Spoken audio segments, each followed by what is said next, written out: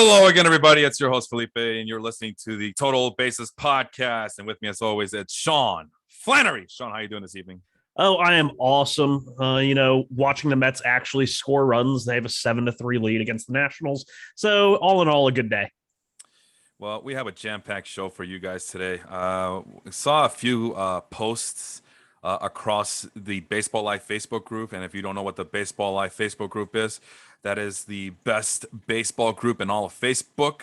And that is where we are recording live and in color and in person. If you guys have questions for us, feel free to put them in the comments below. We'll try our best to answer them. But I did notice a few posts that I wanted to get your thoughts on throughout the Baseball Life group. It has been pretty active and busy lately. And one of the things that they talked about, at least our buddy Vince over at the Dong City podcast, was the Yankees not just winning consistently, but also the way they're winning, which is basically, they strike out a lot, but they're putting the ball in play more often, and they're getting better results because of it. And I did a little bit of quick number crunching, and it turns out that the Yankees are they're sixth in batter strikeout rate, so they have the sixth highest amount of strikeouts in terms of their hitters. But they also lead the league in walk rate as well, is what I found out, and they lead the league in pitches seen per plate appearance. So it's like what we talked about on Austin's show, right? Right before you left, we talked about that. How about plate approach? Is it still good to be patient and just wait for your pitch and then hit the ball with authority, or should we just hack at everything like we're the 2015 Kansas City Royals? And I think the conclusion was it doesn't matter. It just has to work. That's all that matters. If you have the hitters for it, then go with that approach. And the Yankees, they have that patient approach, but now they're healthy and they're seeing the numbers translate as well. Is that the way you see it, Sean? Yeah, and especially like the stats that, Vince showed when he posted Passan's tweet, you looked at things like strikeout rate, BABIP, and strand rate. When we think about the Yankees, we think about, the prolific power hitters, Judge, Stanton, Sanchez. Well, when your whole offense is predicated around hitting home runs, you're going to have a lower BABIP because a home run is not a ball in play. Right. And you're going to have a high strand rate because if you're going to hit a home run, you're not stranding those guys to end the inning. So you're going to, when you do score runs, you're going to clear the bases, and then there's not going to be anybody stranded. So it's kind of a flaw to use those things to judge the Yankees, especially over their 13 or whatever game win streak they had. Probably wasn't the best one. I don't think it was necessarily a knock against them. I do think it raises some questions because it hasn't been, some sort of approach change with the Yankees. It's just you have power hitters and your power hitters are hot right now. You're hitting home runs, how they were designed to win. But when they're not hitting home runs is when you have the issues. Because we saw this last year with them. They had, 19 home runs in 3 games. It was like a major league record. I mean, it's something wild. And when a team like the Yankees are hot, they're raging. But it's not about when they're hot. It's about their baseline, their normal numbers. Sometimes it's harder to win like that. Yeah, well, that's the reason. I mean, it is a very dangerous lineup for sure. That's the reason I picked them for the World Series. But as we've seen in the past, those hitters do get neutralized rather easily in the playoffs. And again, plate approach. And that's what happens when I think that's what we talked about on Austin's show at the Round Trippers podcast, is when you are an extremely patient team or an extremely patient hitter, these are the results you get. When the highs are high, it's very high. And when the lows are low, it is frustrating to watch. Believe me, I'm a Cubs fan. So we saw that. We saw that with Chris Bryant, Anthony Rizzo, Kyle Schwarber. And then on the opposite side of the spectrum, you have a team like the Cubs currently who are now hitting like a bunch of Javier Baez's in terms of plate approach. The Cubs are middle of the pack in pitches seen per plate appearance, and they lead Major League Baseball with the highest strikeout rate in all of baseball, as well as a bottom 10 team in walk rate. So that's the opposite side of the spectrum. So again, it just has to work. One approach is working the Yankees right now. The other approach on the opposite side of the spectrum, the more free swinging style and hack at everything approach, is not working for a really, really bad Cubs team. You have anything to add about the Cubs struggles in terms of the plate approach there, Sean? Not necessarily. It just, you have Baez who, encapsulated that. You had Rizzo, who when these guys were on the team, Rizzo was having a down year. Baez was having a down year with one of the worst approaches. I mean, to say he even has an approach, I think is kind. Approach is approach, no matter what. The only approach he has is how he approaches the plate. I mean, that's like literally because once he's in the box, it's I'm going to swing at everything, and that's why pitchers throw him the lowest percentage of strikes in all of baseball. Yeah. And now I get to see that for the last month and a half as a Met. So yay. Oh, you're in for a treat, man. Well, him too. When things are going well for Javier Baez, you're very happy that he's on your team in terms of just the explosiveness. Oh yeah, he hit a home run today. I mean, that was fun. And then the next at bat, the guy who gave up this, he's going up against Fetty, ironically, who we mentioned before the show. Yeah. He gave up a 450-foot blast on a curveball to Baez. And then in the next at bat, Baez comes up and swings at 3 sliders down and out of the zone. I mean, it's just, it makes no sense to me how he actually batted 280 for like 2 years. That blows my mind. Just generates plenty of swings. He swings at everything, puts the ball in play just enough. I mean, he has horrible contact rate, but sometimes that's the only way some of these hitters generate their own luck. I mean, Pablo Sandoval is the other extreme, except that he makes lots of contact no matter where the balls are pitched to him. Javier Baez and Sandoval also swings at a lot of pitches. Well, Baez is the same way. He swings a lot of pitches, but makes no contact. But when he does, it goes far away. The ball does. I was going to say, like, Sandoval was always kind of one of those bad ball hitters, real low, real high. Baez just seems like he's a mistake hitter. He's a mistake hitter. If he hits a breaking ball, which if you look at the numbers, his numbers versus breaking balls actually aren't that bad. It's just, if it's in the zone, it's crushed. If it's out of the zone, it's a swinging strike 99% of the time. We move on to what ended up being for me at least, because I was not expecting to talk about this topic, a very controversial. Well, this is what one of our members wrote. I wonder when people say eye test, do they really just mean reputation? I was under the impression that Salvador Perez was one of the best defensive catchers in all of baseball. But when looking at his defensive metrics, as well as analysis of him, he ranks near the bottom in about any advanced defensive statistic out there, and is the worst at framing in the league. Did he decline, or was he always not as good as his reputation said he was? And that eye test versus what the numbers say, right?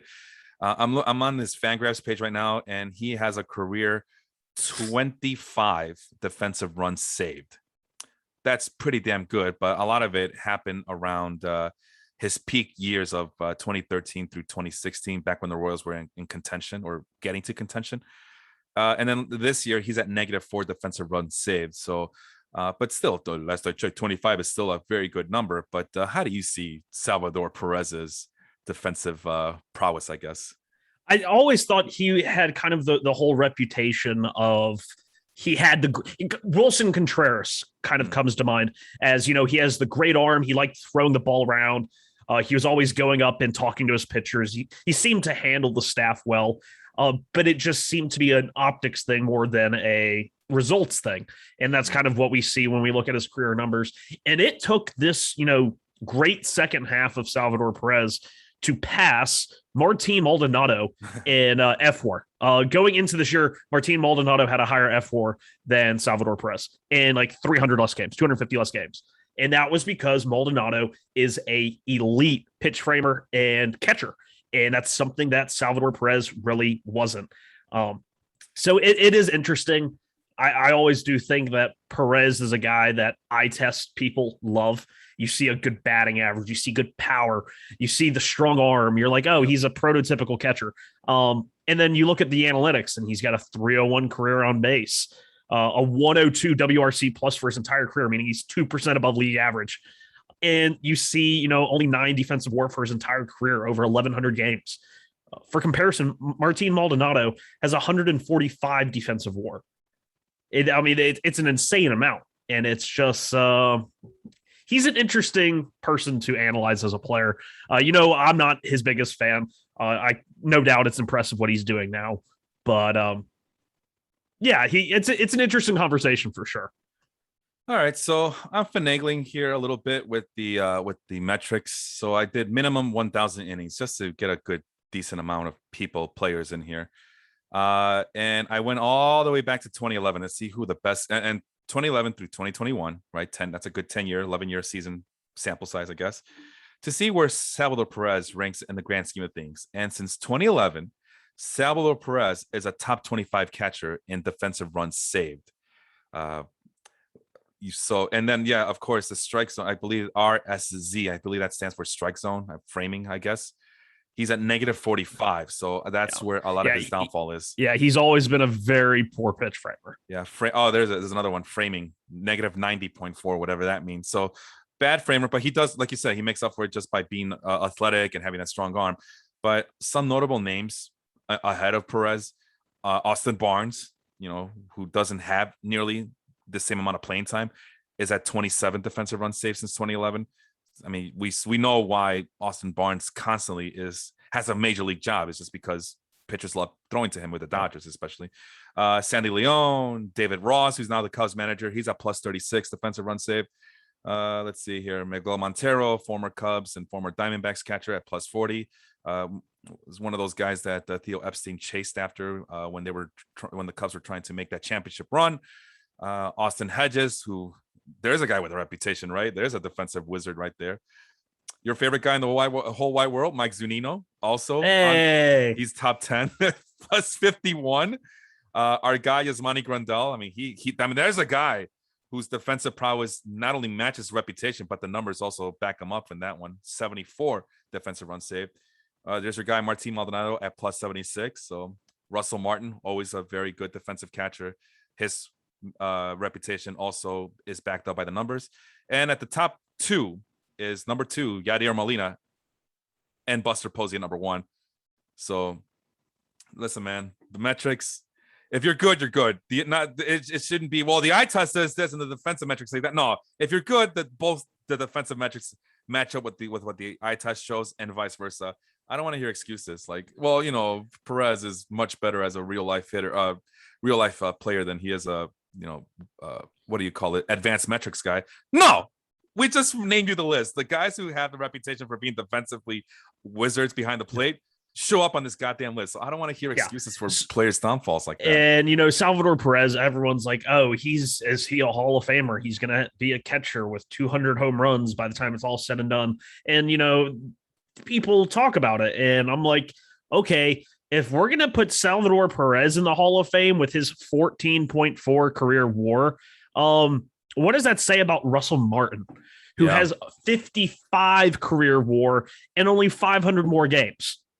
I mean, by WRC plus, Martin was actually 2% better than Salvador Perez. He was 104. He had a 350 on base, a career slugging under 400, but that wasn't Martin's game. He was always a high walk guy, good on base, and elite defensively. 306 defensive WAR over his near 1,700 games.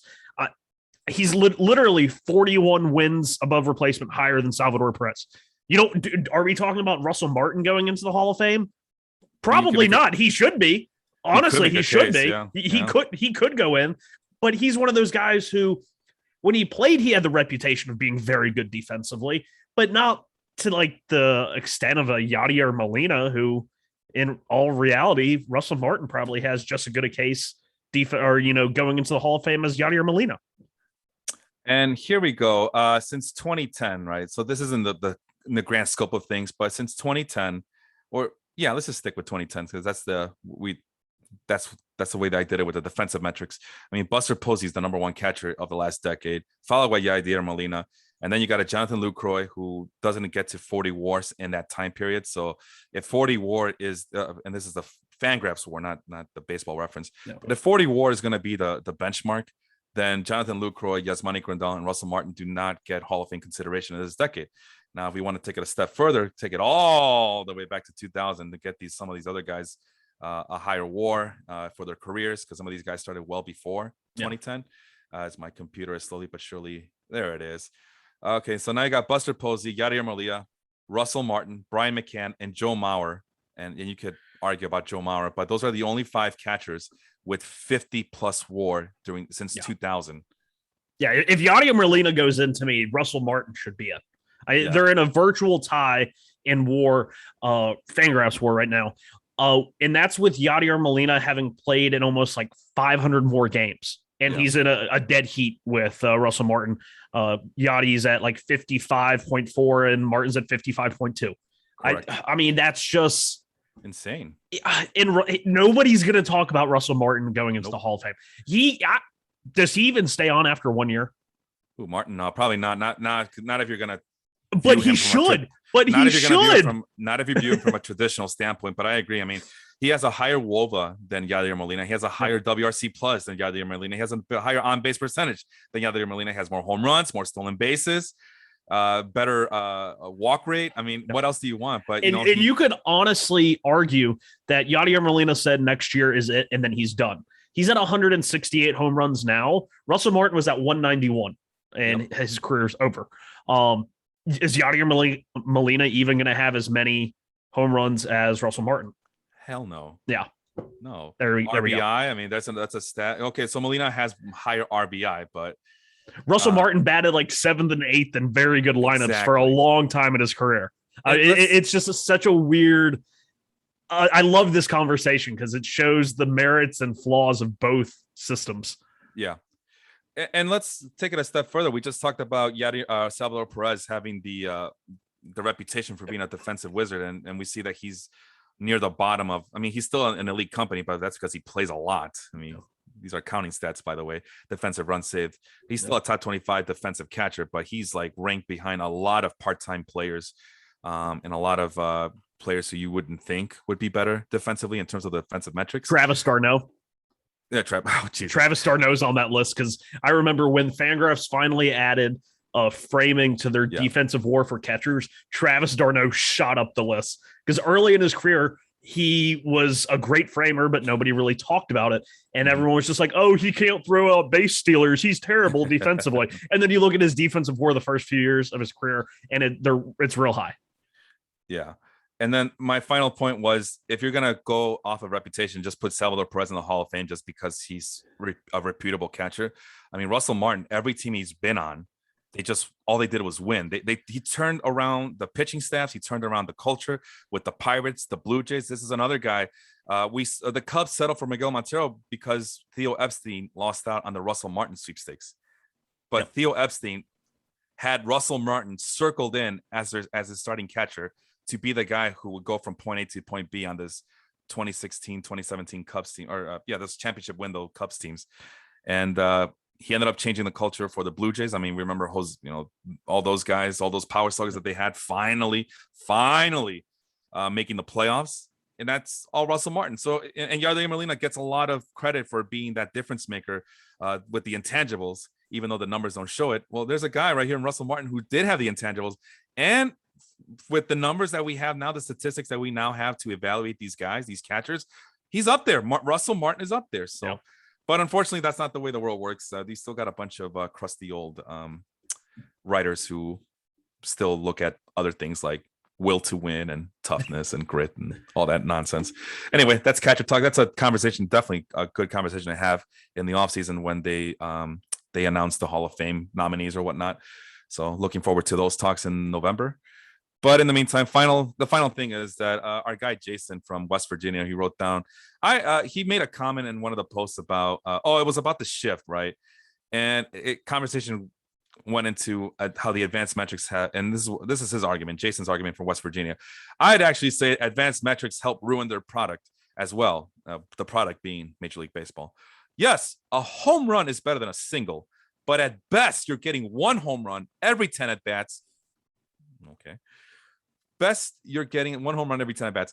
Against those extreme shifts, they're giving you at least a single if you go the other way. Okay, well, the best hitters in all of Major League Baseball have talked about how difficult it is. And these are left-handed hitters like the Matt Carpenters, the Daniel Murphys of the world. So this is an ESPN article from like 2016, 2017, around there, talking about how goddamn difficult it is to hit to the other side of the infield and to beat the shift. This is Major League Baseball. This isn't Little League Baseball. And these are pitchers that are pitching into the shift. They are changing their entire strategy of how they attack the hitter because there is a shift. And sometimes that's a good thing for the pitchers, and sometimes it's a bad thing because, what if you're a lefty on lefty situation, you're a pitcher, and let's say you're a lefty with a cutter and you throw it really good to the outside. You basically have to pocket that outside cutter because if they're shifting on the hitter and they got 3 guys on the right side of the infield, they're going to just want to pound the hitter inside.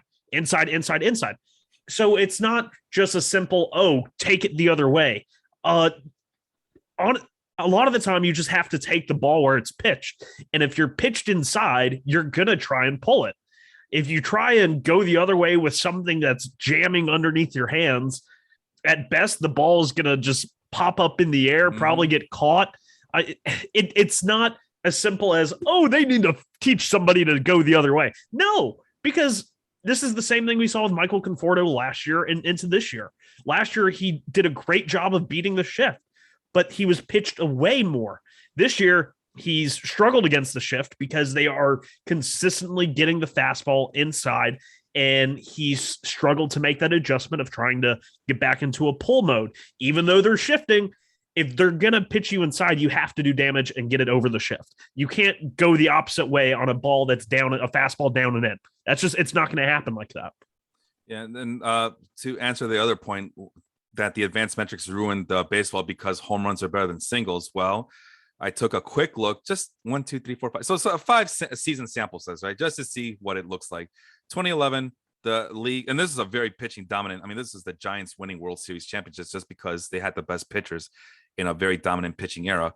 Runs per game was at 4.28. The home run per rate was at 2.5. I'm not going to spit out all the numbers. So you could see those on the Baseball Life League, Baseball Life Facebook group where I made that comment. In 2011, the ball in play percentage was 69%. Nice. So, and then same thing in 2013, 4.17 runs per game, but at least the balls were in play all the time, but home runs were also not high. Extra base hit rate was not high, but hey, in ball play, man, the ball was put in play at 68%. So then what happened in 2016? Runs per game went up to 4.48. 2019, runs per game went up to 4.89, and runs per game went up to 4.5 in 2021. What changed? Well, home run rates went up, extra base hits went up, but the ball in play percentage went down. Why? Oh my God. But I thought, Sean, these traditional fans keep telling me that when you put the ball in play, it makes for more exciting baseball and it makes for more productive baseball. But that's not what the numbers are saying in the last 10 years, is it? No. And it's funny, though, because you've had Major League Baseball playing around with said baseball. And you've had these teams that started catering their rosters and their player development to get these guys to hit more home runs, to tap in to every ounce of raw power they have in their body. And now you deaden the ball, and it's kind of going in the opposite direction now, like your comment shows. So it's honestly, they should just stop messing with the baseball. Yeah, they shouldn't have juiced it in the first place. They shouldn't have deadened it and then said, "Oh, well, we don't know what we're doing with it." Yes, you know exactly what you're doing with it. Exactly. Leave it out there. Do whatever you got to do to the baseball, and then just don't change it for 20 years, 30 years. I mean, why? Excuse me. Yeah, and I know. Well, I mean, I know why. You could make assumptions as to why. I mean, this, like, again, we went from a pitching dominant era to an era where we can't. What we talk about every week, we can't find any pitchers on waiver wire for fantasy baseball. So, and this is part of the reason why is because everybody's giving up home runs now. Every pitcher is seen as a bad pitcher, and but hey, that segues perfectly into our meat and potatoes subject matter for today. Where are we going to find these pitchers? And I told Sean, let's look at minor league pitchers just to see what the hell's going on in the minor leagues. And it's part of our conversation that we had last week about, man, we can't find good starting pitchers anymore like we had in the past. They're nowhere to be found. They're not being developed as good as before. COVID might have something to do with it. No, actually, it does. Shortened season and all. And I figured, okay, well, we're not going to find anybody in the waiver wire, anybody good on waiver wires, right? From a fantasy baseball standpoint, and I'm pretty sure from a real life baseball standpoint, fans are just frustrated to see another scrub go out there every 5 days, every 6 days, every 7 days, piggybacking or whatever the hell the case might be. So where are we going to find these pitchers? To the minor leagues we go. And that's what we're going to study today. Sean gave me a list of 7. I have a list of 6 pitchers. Most of Sean's are in AA. Mine guys are all in AAA, unless otherwise noted. Although, why is Kyle Bradish? Anyway, His guys are bad. I'm just aside from like 3 of them, they're all bad. They're all bad. I saw your guys. A lot of those guys have just as the future value is equal, if not worse, than the guys that I have on my list. So we're gonna break it down. But you have more guys than I do. So we'll start with your guy Graham Ashcraft, who pitches for the Cincinnati Reds, currently in AA, 23rd ranked team prospect for the Cincinnati Reds. Good fastball, still developing. Good slider. Good, really good breaking pitches to say the least. Changeup could use a little bit of more work. Command is still a work in progress. And I did this by the minor league field independent pitching. So right now, field independent pitching, for those who don't know. And I was focused on that when I was picking out this list of 7 guys because his FIP is amazing. Yeah, 3.07. For those who don't know, FIP is strikeouts, walks, and you home have runs. 3.07? I have 2.75 for the entire year. Between high A and double A. Oh no, I only looked at one or the other. I wasn't gonna. Okay. So double A, he's at 3.07 as of August 28th. For the notes I wrote down, strikeouts went down when he got moved to double A, but he's a big ground ball pitcher. Graham Ashcraft, what else do you say about him? He was the guy a couple weeks ago. Alyssa and I were in Chattanooga, and we're like, hey, let's go to a Chattanooga Lookouts game. And yeah, the Lookouts, and it was hot as hell. And I'm not expecting that. You're literally on top of a lookout mountain, and the sun was just beating down on you. And Graham Ashcraft, who is a name that I've seen floated around in the fantasy world for several years now. Mainly, everyone just thought he was reliever. I mean, the whippy action, he's a reliever. He throws hard. He's got a good breaking ball, but the command's kind of meh. The delivery's kind of meh. Reliever. I mean, you just throw. We all have prospects like that. And then I saw him pitch in the first inning, and he was 97, 98, 99. And I'm like, holy hell, I didn't know this guy threw like this. And it's a really good cutter. I believe he has a sinker as well that he throws. And then the breaking balls are one of those, drive line, Kyle Bodie. This is a guy who I think has really taken advantage of that. It's a high spin rate slider. And he's really impressed me. He's a guy that you won't see on any top prospect list. But with the high ground ball, I really like what I'm seeing out of him. For the year, he has a 15.3 swinging strike rate, which is tied for the second highest on my list of 7 guys. So yeah, that's Graham Ashcraft of the Cincinnati Reds, and he just got recently called up to double A. So when do you think we can expect him in the majors? He could be anything as a reliever this year. TJ Antone, unfortunately, is going to go down with Tommy John surgery. He'd been out for the last 2 months with a forearm strain, which really sucks because I really liked Antone. But I could see a lot of Antone and Ashcraft, guys that were really given up on possibly being starters. Driveline, Kyle Bodie come into Cincinnati and really get the most out of these guys. TJ Antone, Tony Santillan, a lot of guys who probably in another system wouldn't be given an extra thought. So he could be as early as this year, but likely next year. I really like his outlook, especially in Cincinnati. And he's a ground ball pitcher in a home run friendly park. So if he can maintain that 60% ground ball rate, that'd be really good. So that's Graham Ashcraft, future relief pitcher in the major leagues. No. You just said that he's going to be called up to be a relief pitcher. I mean, like a swingman, like TJ Antone was brought up and he would go like 2.5 innings at a time.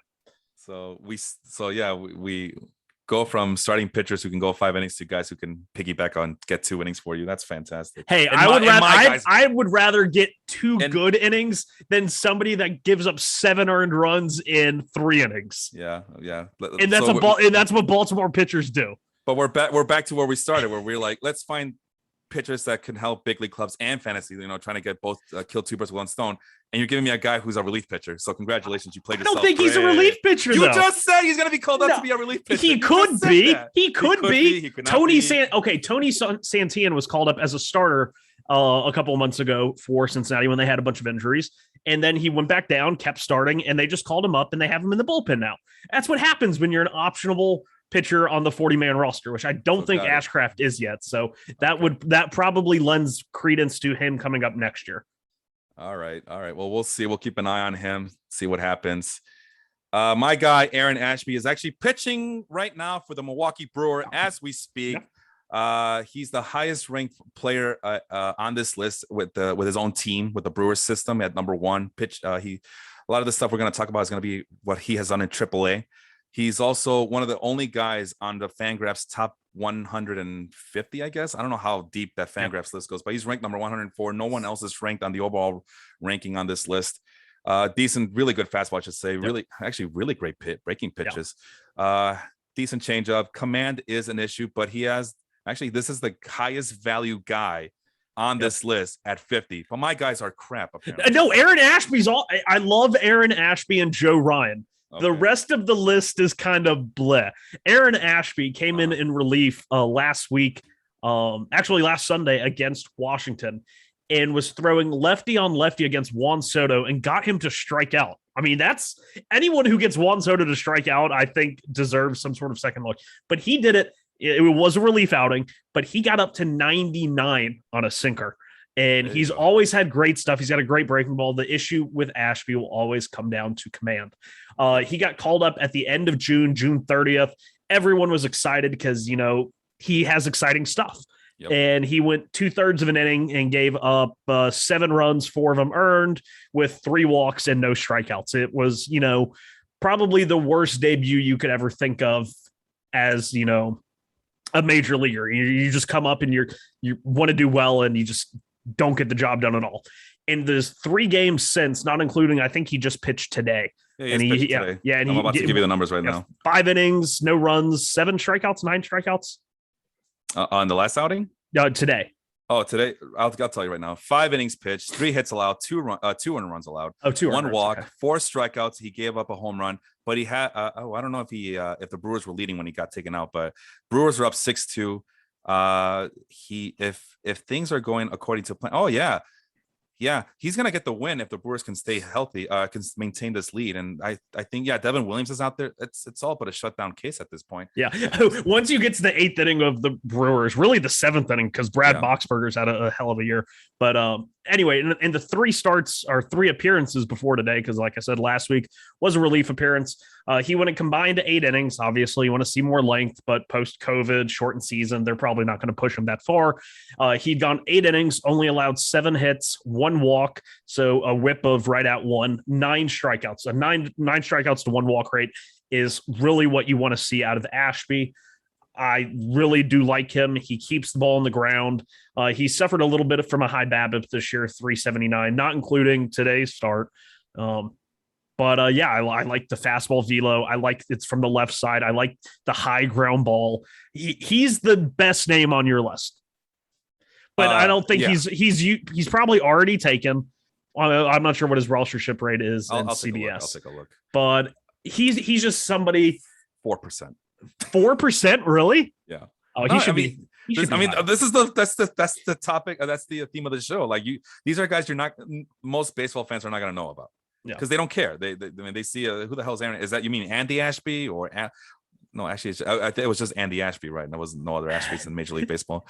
But no one's going to know about Aaron Ashby. But and they should know about him after today. So let's see here. Okay.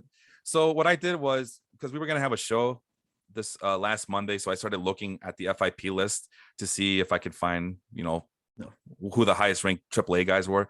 And Aaron Ashby's still at the top of that list at 2.66. But then, I went ahead and, gather the data again, and this is as of August 23rd, and I only went with a minimum of 50 innings pitched, so I'm pretty sure there's a lot of decent guys are out there, but I was looking for quantity, because if you're at 50 innings pitched and you have a pretty good FIP, I just started wondering how long before you get called up. I mean, we've seen it plenty of times with these pitchers at AAA who just get a cup of coffee or get one spot start, and if they do well, they stick around. If they do bad, well, back to the minors they go. But 2.6 minor league FIP at AAA as of August 23rd. Like you mentioned, he did start 3 games for the Brewers, 6.2 innings pitched only, has racked up the strikeouts in AAA, but like you mentioned, struggles with control. But there's the impressive part: 66.9 ground ball rate. So no, it's a lot to what do you call it? To be hopeful for, as the Brewers might have a guy who can shore up that rotation in time for the playoffs. Yeah, Okay. and anytime you have a lefty that throws as hard as he does, they're Yeah. gonna get roped. I mean, they are gonna get roped. They're gonna give chance after chance after chance. Look how long Steven Matz has been in the big leagues. I mean, that's basically it right there. Yeah. Aaron Ashby, obviously lower floor, higher ceiling than Steven Matz, but I think a noticeable comp for him. Lefty with good stuff. You'd really like to see a more pronounced, I think, third pitch. From Ashby, because I think the slider and the curve are really closer to the same pitch. I need to go check out his savant, but the changeup and the command, I think, are going to be the end all be all for him. All right. Well, from Aaron Ashby, it goes all downhill from here. Nobody else has a future value of 50, but that's what we're all about. I mean, there was a pitcher who we just talked about. I mentioned back and forth with you when we were talking offline. There was a pitcher who's up right now getting all the hoopla, and he's only like at 40 future value. So you never know with these guys. Peyton Battenfield, that's Sean's guy from the Cleveland Guardians of the Galaxy. He was one of the guys, one of the minor league prospects we talked about, who got traded at the deadline. Currently at AA, or at least the numbers that I'm going to talk about are from AA. 42nd ranked prospect for the Guardians of the Galaxy. Really good fastball. No slider to speak of. He does have a curveball, which is kind of mid-level. Changeup is still a work in progress, but could be a really, really good pitch for him if he works it properly.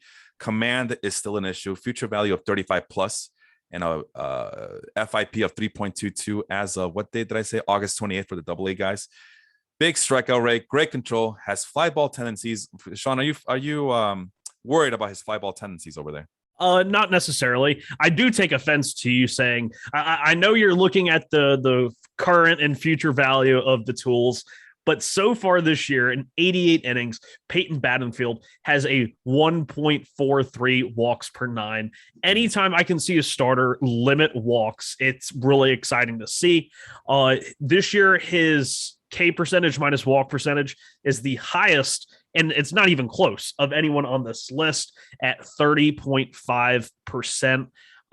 Batters are only batting 163 against him. Granted, that does come with a 222 BABIP. But when you are inducing a lot of fly balls, that's something that tends to happen. We saw this with Christian Javier in the minors. Everyone saw that he really maintained these low BABIPs and, lots of strikeouts, low walks, because he just threw that invisible fastball up in the zone. I think Peyton Battenfield's kind of in the same boat here. But, tied with Graham Ashcraft in swinging strikeout or swinging strike rate at 15.3 as well. So another guy that I like. Cleveland went out and got him from Tampa. We talked about that on the trade deadline episode, that whenever those two teams are like grabbing somebody from the other person's system, they see something. And we know Cleveland's notoriety for developing pitching. It was Tanner Hook who I was thinking about, who only had a future value of 45, and we at the beginning of the season we were begging the Red Sox, clamoring to bring up Tanner Hook already. Stop ruining his career. He was so fun to watch it down the stretch in the 2020 season, and he spent all that time at the beginning of the year. He made like one start, one relief appearance, and it was to the minors you go. And I'm just like, what? Garrett Richards gets to start. Martin Perez gets to start. Like, actually, I like Garrett Richards, but Martin Perez kick rocks. I want Tanner Hook. But that's why we're doing it, because you never know, man. You never know. Yeah, we could talk about just for comparisons. Yeah, we could talk about the highest ranked pitchers in Major League Baseball's prospect list of 100. Yeah, let's take a look at them really quick. Lightning on Grayson Rodriguez, AA. He's not going to help you anytime soon. Jack Leiter, he just got drafted. He's not going to help. And he plays for the Rangers, so who knows? Rangers, that's where pitchers go to die, apparently. Shane Baz, it's the Tampa Bay Rays. We don't know if he's going to be a starter or a relief pitcher or when he's going to be called up. I think if he gets called up, it's going to be as a relief pitcher, and it's going to be David Price all over again. So from a fantasy standpoint, that's not going to help you. Reed Detmers getting killed by Major League hitting, so he's not helping you. Hunter Green, wait till next year. He's not going to help you right now. Edward Cabrera remains to be seen. He just got called up recently, but remains to be seen what he can do in the big leagues. Max Meyer, he's in AA. He's not going to help. Nick Lodolo, AAA, but is he going to get called up? I don't think Lodolo gets the call this year. I think it's next year. Okay, so he's not going to help. George Kirby and Emerson Hancock for the Seattle Mariners, AA. They're not helping anytime soon. And knowing how the Mariners are doing things, you're going to wait a while for those guys. Cade Cavalli for the Washington Nationals, AAA. You like him? Don't like him? What do you think? I think really good. He could make 1 or 2 starts down the stretch, but he just got promoted to AAA. Okay, but, so he's not going to help. Kyver Ruiz just got the call, and he was only in AAA for Washington for a couple weeks after the trade. And the Nationals have already let Josiah Gray start after acquiring him from the Dodgers, who spent most of the year in AAA. Cavalli maybe gets a start down the stretch, but I wouldn't count on it. Yeah, I'm not counting on that either. Nate Pearson, man, boy, this is not the way his 2021 was. Nate Pearson is just Forrest Whitley, and we don't want to say it yet. Okay. Remember when Forrest Whitley was like the top 5 pitcher in baseball? Oh, yeah. Yeah, and Nate Pearson, and then it's just injury after injury, and then they come back and they suck, and then they go back down with another. It's Forrest Whitley all over again.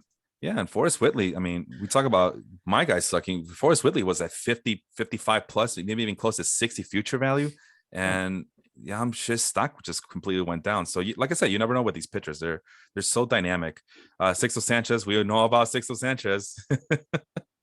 Where's Henry Maldonado when you want to talk about him? We did him a favor basically by not letting him keep both Nate Pearson and Sixto Sanchez. Okay, and then the last guy on the top 50, because we can go on forever. Jackson Jove, I think you guys get the message here. Jackson Jove, his ETA is still 2025, so he's not going to help you anytime soon. So that's the point to all of this. If these top tier prospects are not going to help you, let's look for our other minor leaguers who will, because they will get called up. They will get spot starts. They will. Some teams might catch lightning in a bottle, and our job as fantasy baseball people is to figure out where that lightning in the bottle will be striking. Maybe with River San Martin with the Reds, 25-year-old at AAA, not ranked with the team rankings according to Fangraphs.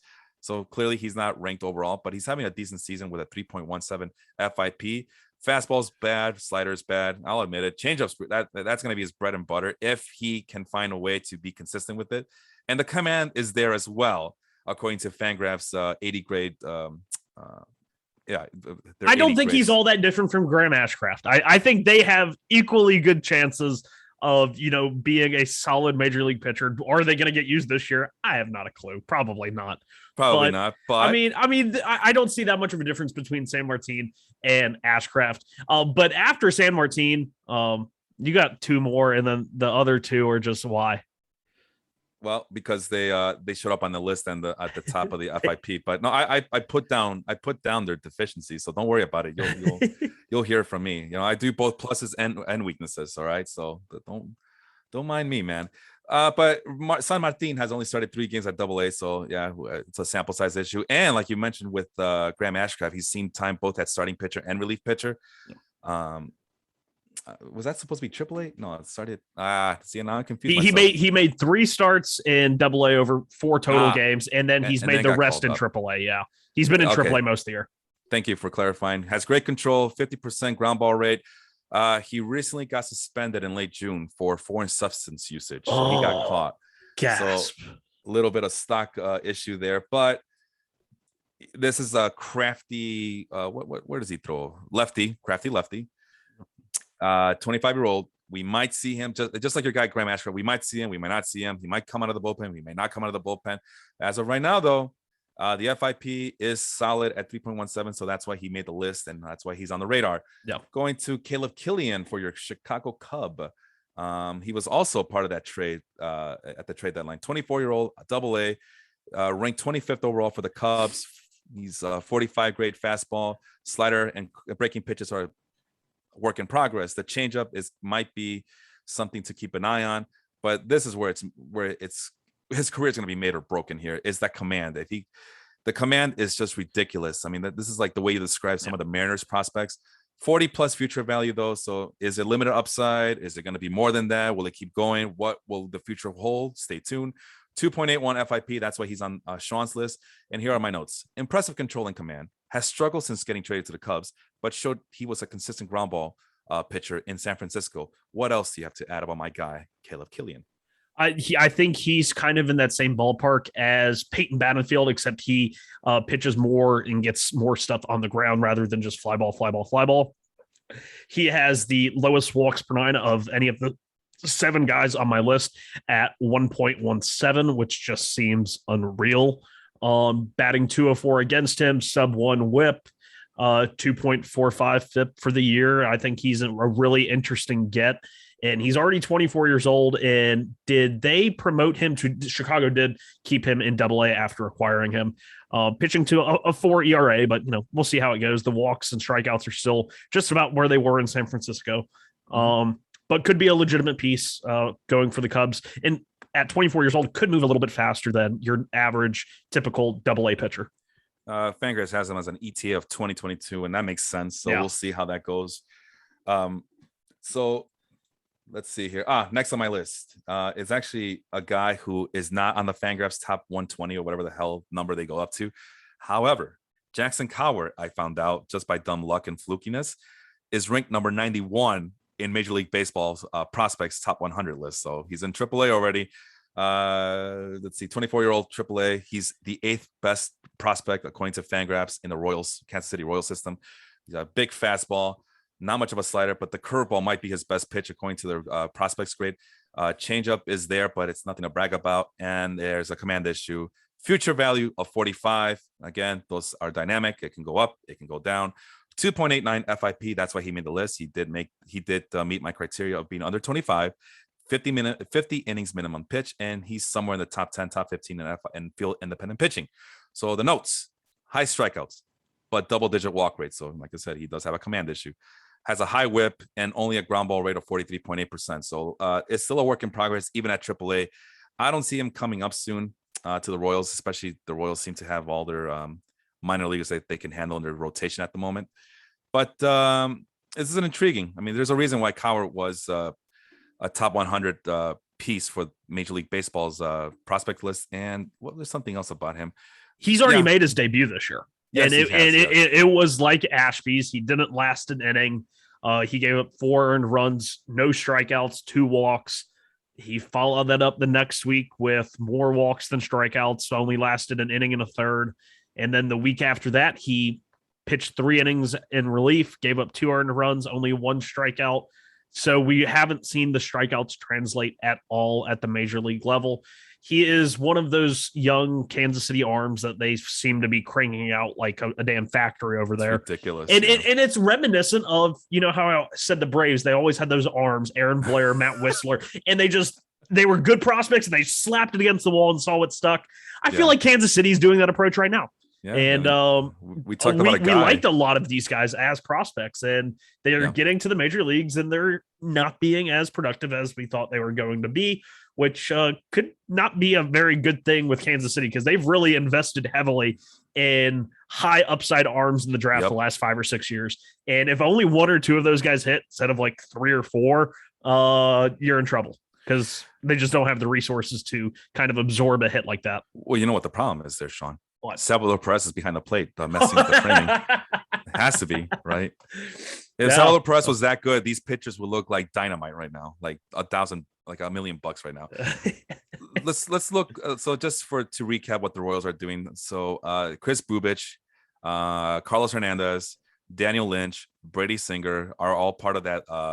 What you just mentioned. Let's see which pitchers stick. And Carlos Hernandez really came out of nowhere this year. I mean, he was kind of thrown in at the beginning of the year because of injuries, and he's really turned it on and shown to be a good piece for him late.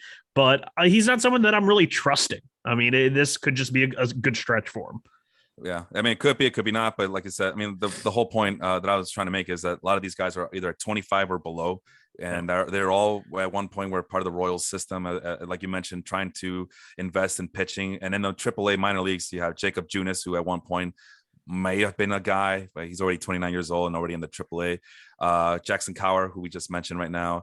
I feel like there were more guys. Where's the other guys? Okay, maybe they all got called up. Yeah, Asa Lacy was their first round draft pick in 20, but he's still in, I believe.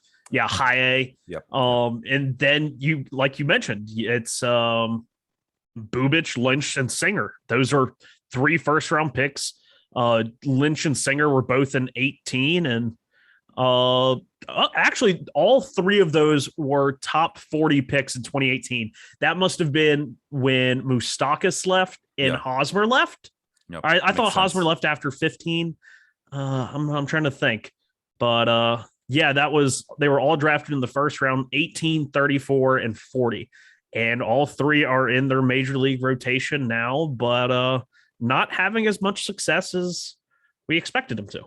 It's the thing about pitchers, man. They're like, well, that's the whole theme, right? They're so unpredictable. They're so dynamic. And I mean, we saw with the White Sox with them trying to acquire all the pitchers that they can handle. And they have had mixed results with Lucas Giolito turning into an ace until he wasn't this year. So anyway, let's move on to your guy, Michael Plasmeyer of the Tampa Bay Rays, or no, the Giants, right? I think last I checked, he was with the Giants. It's still, yes, he would have been involved. What? I thought he was still Tampa. He was Tampa this year, so I didn't find him with the Tampa Rays according to roster resources. I'll double check right now, but yeah, he was AA for Tampa earlier this year, but he's been in San Francisco since then. Okay, that makes sense. He's an interesting, 24-year-old lefty, high command, and he's another high command guy that San Francisco went out and acquired. So they definitely have a type. Before they traded Killian, obviously Killian was in that system. And so it's interesting that maybe they felt okay about trading Killian by getting a guy like Michael Plasmeyer, who was pitching in Montgomery this year. I believe I saw him pitch once before he got traded. But, not a super crazy arm, but, an arm. And I think he's an interesting guy just to keep tabs on. I mean, he's nothing crazy. No, and I'll tell him. But he's a low walk guy. And I like the low walk guys in the minors.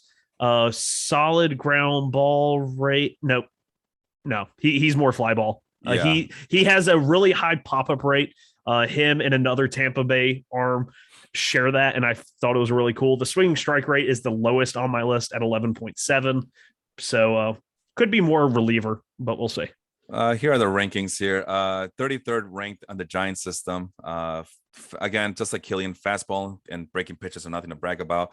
It's the changeup and the command that are going to be his bread and butter if he does make it. Only a 40 future value, but again, we've seen plenty of future value 40 guys who are contributing to both real and fantasy baseball. You mentioned control and command are there. A bit of a problem with the home run ball. He has a fly ball pitcher, and you already talked about all the other things that you like and dislike about Michael Plasmeyer. Let's move on to my guy, Joe Ryan. And that's one of the few guys that you were excited to talk about. Also from the Rays, right? He was he's in the Minnesota system now, but he was part of the Nelson Cruz deal. Another one of those locates the fastball up in the zone, high fly ball, high strikeouts.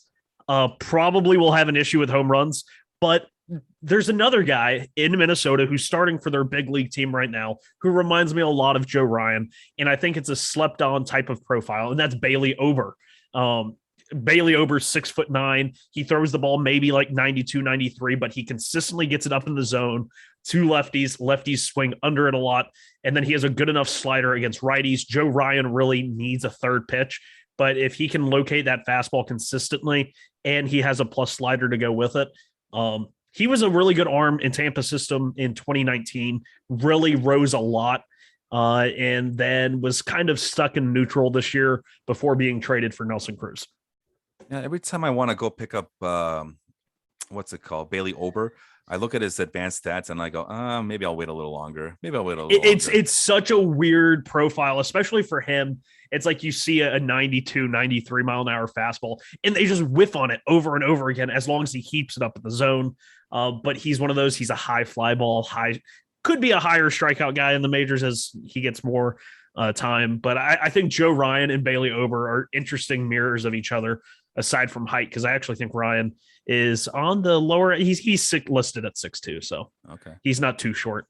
This is what Bailey Ober has done, and then we'll go back to talking about Joe Ryan and the notes that I have here.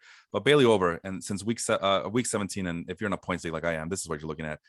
Week 17, 13.5 points. Week 18, 8.5 points. Week 19, 5.5 points. Week 20, 10.5 points. Week 21, 10.5 points. Week 22, 12 points. So it's like, yeah, I want to get I think he's more useful in like deeper leagues. Yeah. I think he's an interesting. Now with Joe Ryan, what is interesting since being traded to Minnesota, he's made 2 starts in St. Paul, their AAA, gone 9 innings, 17 strikeouts in those 9 innings. Impressive. A 64.3 ground ball percentage. He had never been higher than 38, and that was all the way back in 2018. So I would assume that's just a small sample size blurb, but still 2 ERA. He was at 3.5 in Tampa's AAA team in Durham, but strikeout rate 11.84, and once again a walk rate 1.58. If there's a minor league pitcher and he has like a sub 2 walk per 9 and a K per 9 of at least 9 or 10, 9.5, 10, I'm going to be all over them. Well, getting back to the other thing I wanted to talk about, Michael Ober, Bailey Ober, is that he's only in 19% of leagues. But yeah, it's like he's available all the time, and like every time I want to go for him, I'm like, I don't know, man. There's still better pitchers out there, I think. But I mean, there's promise there. You always got to look out for a guy who's 6'8", because things might start developing. Kind of like, I don't want to say Randy Johnson, but that's always like the comparison that people go to when it comes to basketball sized pitchers is well, one day he could be Randy Johnson or be Randy Johnson's diet Dr. Soda one day. So let's see. Well, getting to Joe Ryan notes. Oops, deleted something. Joe Ryan's notes here. 25-year-old out of AAA, 10th best prospect in the Twin system at the moment. Big time fastball, really good slider. No curveball though. The only pitcher on this list with no changeup. He has a cutter that's still a work in progress. It looks like the command is there. Future value of 45, 3.23 FIP as of August 23rd. My notes are fantastic control, racks up the strikeouts, fly ball pitcher, however, but he might get called up in September. So we'll see if that comes to fruition. Yeah, I'm kind of shocked he's not already up for Minnesota. I thought once they acquired him, he was just going to be like instantly thrown into the rotation. How the Twins are, man. Yeah. You know how the Twins are. Logan Allen, who's actually in the Major League Ball Club right now. I've been hearing about Logan Allen since forever. Former Padres farmhand, 24 years old still. Jesus Christ. Like, I feel like he's been in the league since forever. Like, he should be 30, but he's only 24. The AAA is the numbers out of AAA is what I'm gonna discuss right now. Since he's been in the league forever, he's not ranked on the team or overall rankings anymore. Has a decent fastball, slider, curveball, still a work in progress. Changeup is where it's at with him. However, 60 grade changeup. The command is still a problem after all these years, but he still has maintaining a future value of 45. AAA minor league FIP was at 5.68, which is very high here. Currently up with the Cleveland Guardians of the Galaxy, still has control problems, can't keep the ball in the park. Logan Allen, so what is derailing his progress in getting to be a consistent starting pitcher there? Right here. I had him on my list and my list disappeared, but we're going to recover. No issues there. Sure. I think I had the wrong Logan Allen and I didn't mean to put him there. Oh, I was looking at some list and he did not have a 5.68. So we'll just scrub that. It was probably the other Logan Allen that's actually doing really good for San Francisco. And he just appeared because he had at least 50 innings pitched in their minor league system. So we're just not going to. Wait, there is a Logan. It's Webb. It's Webb. Logan Webb? Yeah, I think it was he's in Webb. The majors already. I know, but he had like 50. That was a fudge. Okay. Don't worry about it. All right, we'll Mulligan, skip Logan Allen. All right, let me highlight this. And there's two Logan Allen, so it's even more confusing too. Yeah, so there's a Logan Allen in AA right now with the Cleveland Guardians, also a 40+ future value, ETA 2024. So what's his FIP? Because that might have been the one that I was looking at, honestly. His FIP in AA right now, 3.88. Okay, maybe it wasn't him either. I don't know. He's only pitched in 39 and a third innings in No, he wouldn't have been on my list. But he did pitch in 51 and a third innings in high A. But again, that Logan Allen, the other Logan Allen, that's a major work in progress still. So let's go ahead and skip that. Let's go back to my guy Alexander Wells for the Orioles. 25-year-old at AAA. It 100% was the other Logan Allen, but we're moving on. Move on. All right. That's what I figured, but I'm like, why is he bringing? I mean, he was in the minors. He has done, back and forth between the majors and the minors. He was a former big-time prospect until he wasn't anymore. But okay, we can skip him. Alexander Wells are the. Well, I'll say because this one is the one that was just drafted in the second round of last year's draft, and he's already in AA at 22. Both stops this year, he's had a K per 9 right around 11. Combined. The FIP is going to be right around 3. He had a 2.82 FIP in high A ball, and now he's a 3.88 in AA over his last 8 games, 39 innings. I do think he is a solid lefty. I really liked him in the draft, coming out of the draft last year. It's very confusing when you have two Logan Allens on the same team. because they traded for Logan Allen, the one that's on the major league team from San Diego, and then they drafted Logan Allen, and that's just no good, especially when you're trying to make lists. I mean, where are the middle initials on this one to differentiate between the two? Seriously. What was I going to ask you? 6 foot 100. This is again Logan Allen, the guy who's still in the lefty, because I think the other one's a righty. Correct. The one who sucks. Sorry, he Logan. Reminds me of a pitcher for the Cardinals that they traded him for Brandon Moss, I believe, and same size and stature, same crafty profile. That's what he reminds me of the more I see of this, and I can't remember the guy's name at this point. That's gonna bother me. But anyway, let's move on. Alexander Wells, right? Yes. Oh God. Out of the Orioles, somehow he ends up with a very good FIP, even after I double and triple checked a week or two later. Oh, was it Rob Kaminsky? Maybe. Oh my, he didn't do anything. You keep it going. I'll look to see what deals Brandon Moss was in. Sure. No, it is that one. Rob Kaminsky. Yeah, Cleveland Indians traded Brandon Moss to Cardinals. Okay, so Kaminsky was a more curveball pitcher. This Logan Allen that you just spoke of, he's a changeup guy. The same future value of 40. And oh my God, he's back with he's up at the Cardinals. Rob Kaminsky? Last year he was. Sorry, my bad. Last year he was. Pitched 5 games for them. It was really bad. So now I can't differentiate between Logan Allen, and Rob Kaminsky. They're the same guys. Okay, seriously. Alexander Wells, Orioles, 25-year-old out of AAA, 33rd ranked team prospect. Fastball, nothing to brag about. I mean, it's really low, apparently. 35 out of 35. I have never seen a fastball be given a 35 on Fangraphs. I've never seen it. Never seen it. Yeah. I'm surprised he even the other qualifier was you got to have a prospect, the prospect grades on your Fangraphs profile, and he does. So I'm just kind of wondering why he's on it, but he's on it, and we're going to talk about it. 45 slider, 55 curve, so maybe that's why his curveball might be that impressive, kind of like Rob Kaminsky's. Changeup is at 50 out of 55, so it's still work in progress. But here's the bread and butter for him. It's the command. It's all about the command with Alexander Wells, as that is probably the reason why he has a 3.51 FIP for AAA for the Orioles. Here's what I wrote about him: has great control, but has very limited strikeout upside. I mean, with that's putting it mildly, Felipe.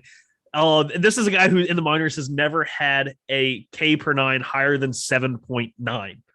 Yeah, like this is he's basically Kyle Hendricks at this point, right? He's a Kyle Hendricks of Orioles minor league baseball. He's a fly ball pitcher who keeps the ball in the park, so that's probably another reason why FIP is so. Well, it's probably one of the reasons why his FIP is so low, because he is able to keep the ball in the ballpark, which, as you know, for the Orioles, that's always a struggle to find guys like that, and has been called up to the Orioles numerous times already this year. So his home run per 9 is already higher than it was at any stop in the minor leagues. Stop it. This guy is not good. Do not add this guy. You will add him. You'll be in the middle of a playoff race in your fantasy league, and he's going to give up 6 earned runs in like an inning and a half. Don't add this guy. He's bad. He's just bad. I'm sorry, Alexander Wells. Bad. I mean, he's bad, but posting a higher FIP than the Logan Allen you told me to put down here. So okay, that was a mess up.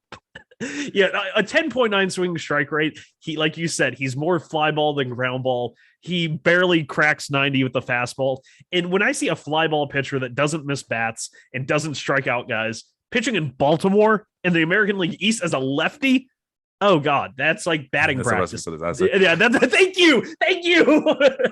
But I mean, like I said, he got all the qualifiers in. 50 innings pitched, high FIP or low FIP. Lower is better in these stats. AAA has a prospects profile on Fangraphs, so thought it was worth checking out at any rate. We've seen fly ball pitchers be successful. I don't know about in the AL East, but we have seen them be successful in Major League Baseball. It's one of those things where everybody wants a big ground ball pitcher, but sometimes some players and some teams like to zig when everybody else is I like Bailey Ober and Joe Ryan. They're not ground ball pitchers, but at least they miss bats and can throw 92, 93. Yeah. So Jose Bhutto is your guy. The next guy from the Mets. Oh, yeah. Crap. I knew I forgot something. I don't have their ages, so I'll have to add that after. He is 23. He's 23. Okay, thank you for that. Double-A pitcher, the 14th ranked prospect Jose Bhutto is for the Mets. Fastball is low. Slider is no curveball to speak of. But again, like this is going to be like the majority of the theme for these guys.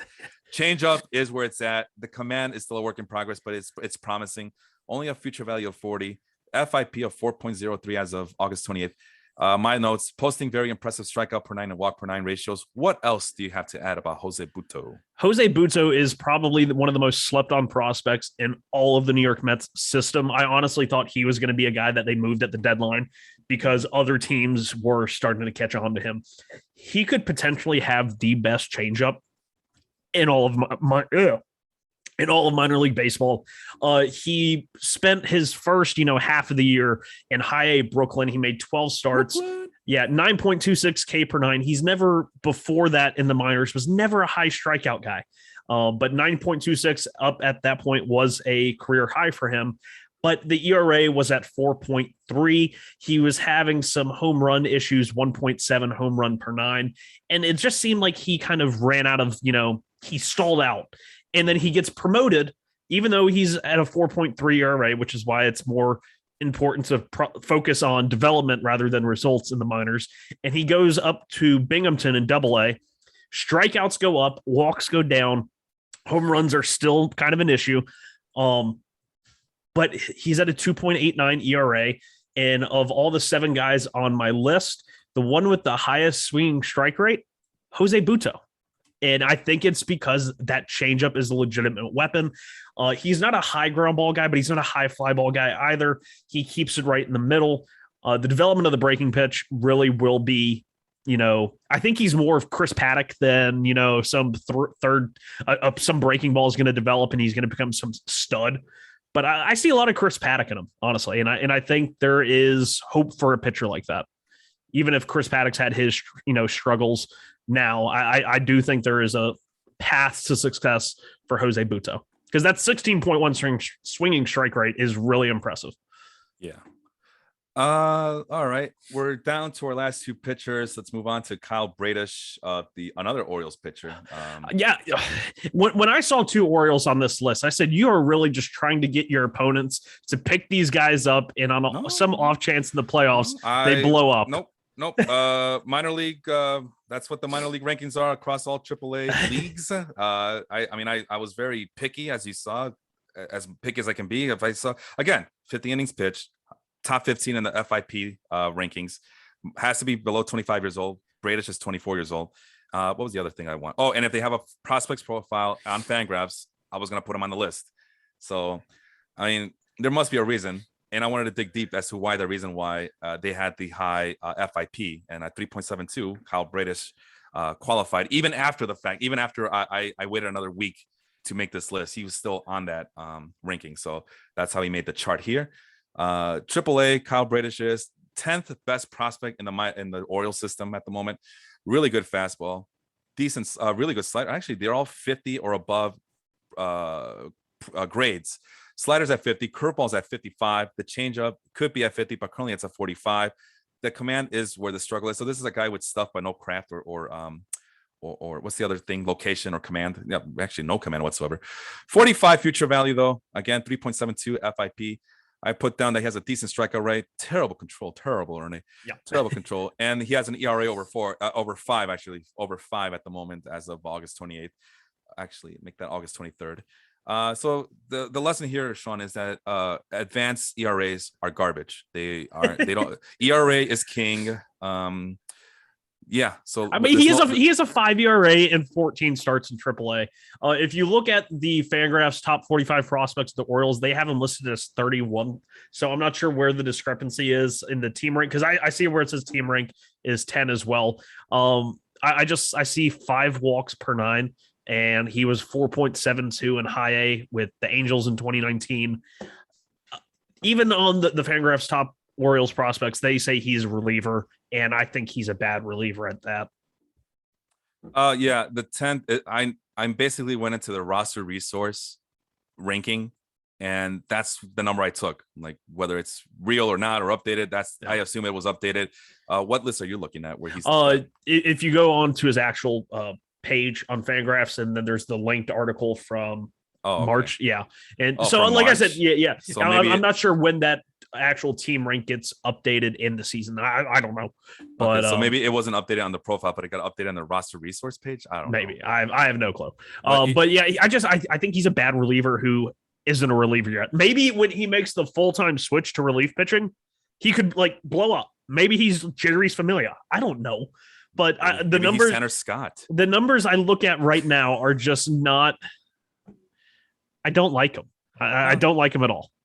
No, this is clearly a case where the stuff is so impressive for a guy of his stature that you kind of have to keep an eye on him and see if that stuff materializes, despite the fact that there's very little craft or control or command. The 3 C's, right? The 3 C's of pitching: craft, control, and command. So that's all it is. I think I just listened to a recent episode of Rates and Barrel podcast with Eno. God damn, I can't remember what it's this. What they use a different terminology for craft, and is it stuff versus? Help me out here. What's the other word that they like to use a lot? That's another key term there. I have no clue. This is gonna bother me. But at any rate, Eno even said on his fancy schmancy data spreadsheet or program that he uses to evaluate these pitchers, he did say that stuff is a better predictor indicator of performance than craft. So things to look out for. I know it's an Orioles pitcher. I know Camden Yards is garbage and it's bad, but eventually one of these guys have to hit. It can't just be a cesspool of where pitchers go to die all the time. It can't be. I mean, there was. Don't hold your breath waiting on it. Well, there was a time where Mike Mussina was a very consistent pitcher out of Camden Yards and was able to go into the Hall of Fame because of that. Along with playing with the Yankees. I mean, so it's possible. I mean, Chris Tillman made a career being an ace-like pitcher for a very long time and held his own.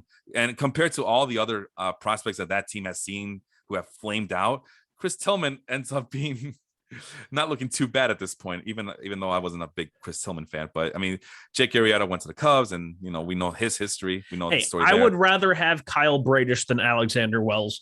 But this sentence in the top 40 prospects or whatever for the Baltimore Orioles on Fangraphs, I think this encapsulates it, because you see 50 grade fastball, 50 slider, 55 curve. All of the pitches have 50 grade future value. That's cool. But it's fourth starter stuff with a reliever's control. And I think that's what it is. And I think at best he's a reliever. You know who else was supposed to be at best a number 3, number 4 starting pitcher? Who? At best, Shane Bieber. Now he's everybody's favorite Cy Young Award. Yeah, but Shane Bieber had elite command to build on. This guy has no command. What did I just say? Eno Saris, the pitching guru, says that stuff is a better indicator of future value and future predictive value than craft is. Not to say that craft is less value or is not as important, but if the stuff is there, it's there. Kyle Bradish and Alexander Wells are by far worse than anyone on my list. That's all I know. Oh no, I don't know all about that. Yes. You got a bunch of guys who are still a work in progress. You got a 42nd ranked pitcher in Peyton Battenfield for his own team. Albeit it is the Guardians, so maybe they are a little bit more stacked. And I think when their rankings, their report, their prospect rankings get updated. Is he really not even on their MLB top 30? Who? I'd be shocked. Yeah, Peyton Battenfield. Who knows? If I'm gonna look at 100 lists, I'm never gonna be done. But another guy you have is a guy who has a FIP of 4.03. So there. Just to get a Mets player in there. Which one? The Bhutto? Yeah. Oh, okay. Yeah. No big deal. He has a 4.65 FIP, but K per 9 over 10, walk per 9 under 2.6. And if you look at the XFIP, it's a little bit lower. It's that's what you said. You said XFIP, right? No, his FIP. His FIP is 4.6, but his XFIP's right at 4. So it's been worse since August 28th. It's now at 4.6. Okay. So there's it has to be a home run issue there with it's a home run. There you go. Yeah. So at least my guys don't have any issues with home runs. Alexander, please revisit Alexander Wells or Wells home run per 9, please. Wells Fargo. Who's the guy you wanted to know? Oh, Battenfield. Let's see here. Yeah, I was pulling up his Major League Baseball prospects page has Peyton Battenfield at 17. Yeah, that's not bad. But Fangraphs has him at 42nd, when was Fangraphs updated? I don't know. That there you go. I'm taking Peyton Battenfield in Cleveland over anyone not named like honestly, I don't know who. I would over anyone in Baltimore. Over anyone in Baltimore. Maybe not Grayson Rodriguez. And maybe not Grayson Rodriguez or DL Hall. Yeah, well, great. Well, we just mentioned, DL Hall. Those guys are going to help you anytime soon. So that was not the point of that. I mean, we could talk about all those other guys who are hype. Well, we did lightning round, and none of those guys are going to help you at any point. Not the big league club, not the fantasy leagues. They're not going to help you. Not anytime soon. If you're in a dynasty league, that's a different show, another topic for another day. So Peyton Battenfield is a 45 future value according to Major League Baseball's website. And what was it? 35 plus for Fangraphs. So maybe it'll go up for Fangraphs next year. Maybe it won't. But you did use Fangraphs website to evaluate your guys on your. So let's be consistent here. I mean, yeah, it's a nice reference to do the MLB one, but yeah, just for the sake of consistency and the sake of not driving us insane any more than we are right now, we'll stick with the Fangraphs list until further notice. And that's a great way to end it today. We got to finally get the end of the month talking about minor league players, minor league pitchers. At this point, maybe we'll do hitters next month.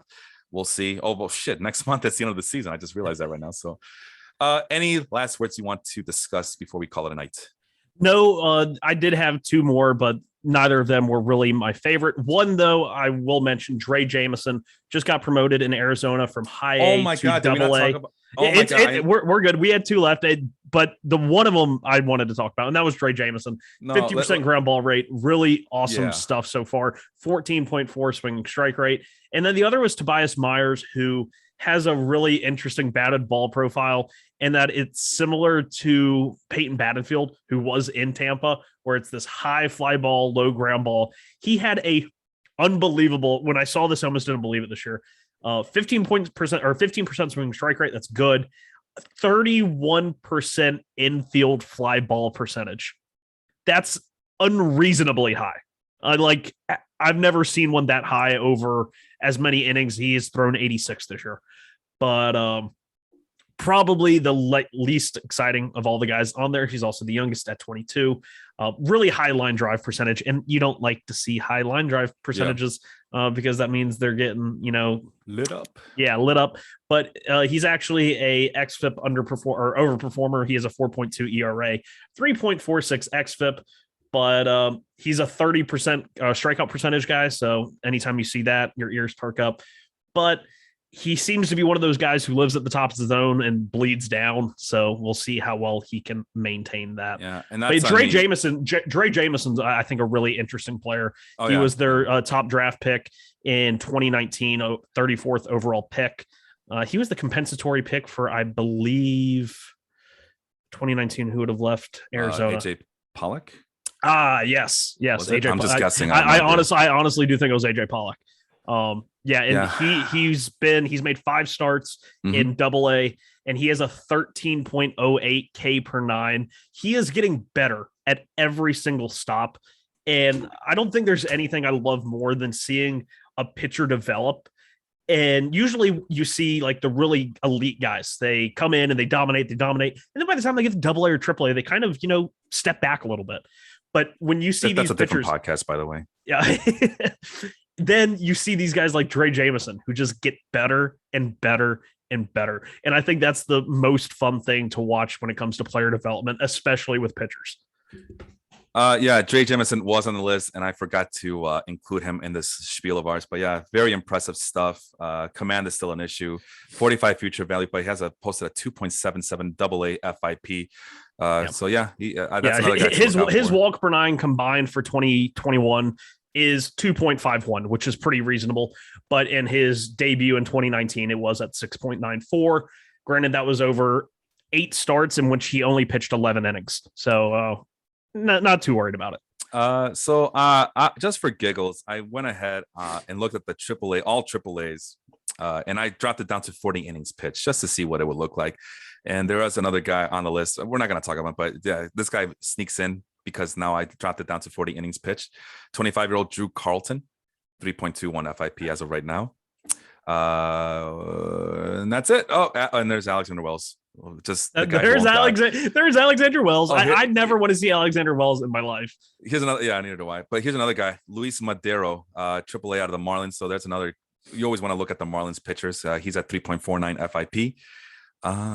Christopher Sanchez out of the Phillies, 3.59 FIP.